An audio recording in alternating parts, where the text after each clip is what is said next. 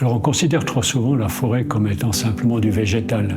C'est aussi du champignon pour les mycorhizes dans le sol, mais c'est surtout aussi de la faune. Si on regarde la forêt, la partie la plus riche de la forêt en végétation, en diversité, c'est la lisière forestière. Ces animaux qui habitent la lisière forestière, les mammifères, les insectes, les oiseaux, toutes sortes d'organismes, peuvent être considérés comme étant des parties mobiles de la forêt. C'est comme des ambassadeurs, des antennes sensitives qui sortent, qui vont prélever quelque chose qui reviennent.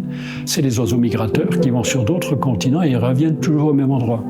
C'est les saumons, par exemple, qui viennent remonter leur rivière qu'ils ont retrouvée à l'odorat, c'est donc l'odeur de la forêt, pour le frai. Le frai, c'est la ponte des œufs. Il vient remonter sa rivière pour se reproduire et surtout pour être consommé. Cette consommation, ce sera pour les oiseaux, les prédateurs, et le roi de tous ces mammifères, c'est l'ours. Et naturellement, les déjections de l'ours.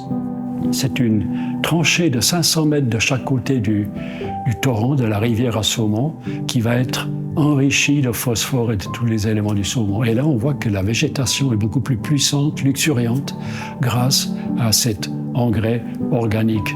Donc la forêt communique avec l'océan et l'océan alimente la forêt.